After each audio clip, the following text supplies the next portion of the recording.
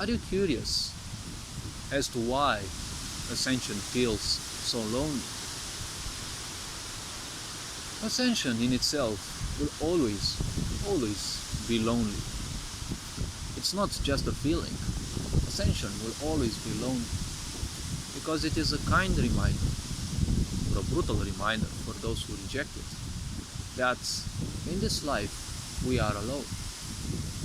Now obviously not because this society is sick and will never give you the attention that you need, but just because our existence as a whole is a single existence.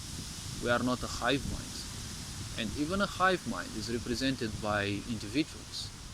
The fact that they have a collective mind, well, that can be an unconsciously created or a consciously created environment. In most situations, for example insects in our world, it is an unconsciously created hive mind in which all the units work for the betterment of not only themselves but especially the top tier one, the one who's capable of breeding. Now the point of ascension is the beginning of the apex of one's existence. When ascension begins, one simply becomes capable of underlying principles, of things beyond them, and they can only be experienced through your own prism, by realizing you've been living in a mental prison. And when someone wakes up, right, as it is called, when someone transcends ignorance, the only thing they realize is how much of a slave they've been to their mind. Once that happens, only then will that person become a true seeker, and they will seek how to become less and less of an ignorant, less and less of a slave of the mind, right? Because where there is pain in the physical body, if you don't numb your physical body through medicine, or, well, if the pain doesn't pass, well, it's not going to give you any peace, right? When it comes to the mind, you can overthink. So frustrations, misaccomplishments, and the such simply seem to be of the past. Well, technically they are of the past, but many people relive those as if it's a constant present. And this means turning your past into your future. This is technically what karma is, a repetitive, right? I call it a repetitive because calling something a repetitive cycle is already pleonastic in its way, because a cycle is something that repeats itself. When your past constantly repeats, there are lessons to be learned. So the point is, ascension would always be a lonely procedure in life, because you are one single being. This physical body that you have is just one. Your mental body, you have one. Sure, you also have one emotional body. You also have one psychological body. Obviously, they all have multiple layers that one can go through and understand deeper things about how they function and, well, who they are. But those are layers of a single entity. Even the being that inhabits this, or let's call it the piece of life that we are, it is one single entity as well. Same, we can think the same about your mind and your, let's say, spiritual boundary, right? In your mind, you should be only one, right?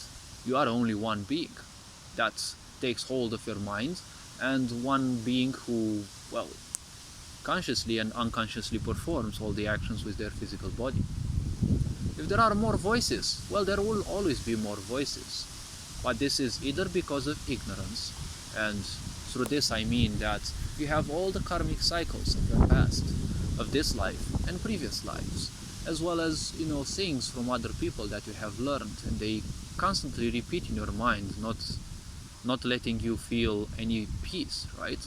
All those things that you still hold on, and they are like little voices, but they are not true voices, right?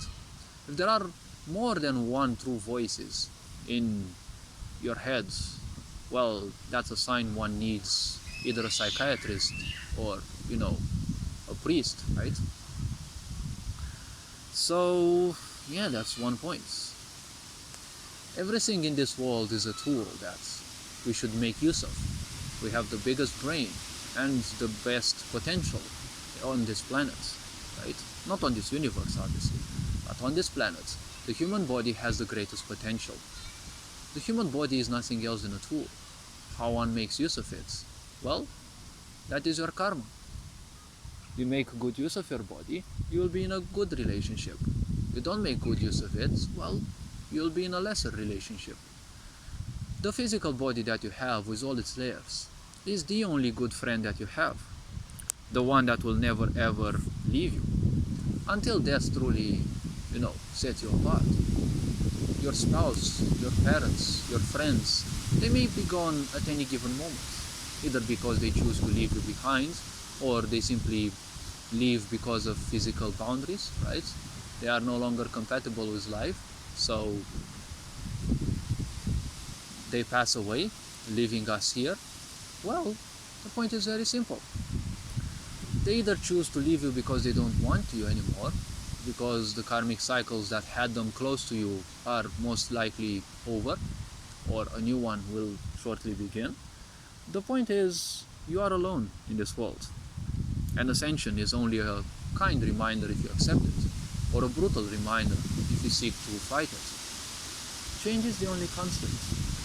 One either accepts it and embraces balance in time, or it simply fights against it and, suffer the consequences, which mean pain and ignorance, right? Loneliness in the unconscious matter, right? When loneliness is unconscious, all the fears creep up because you don't know anything about you, and anything that can happen is also not known to you, so everything is a variable. The mind can only think about structure, but the variableness of life is something that will always scare the mind.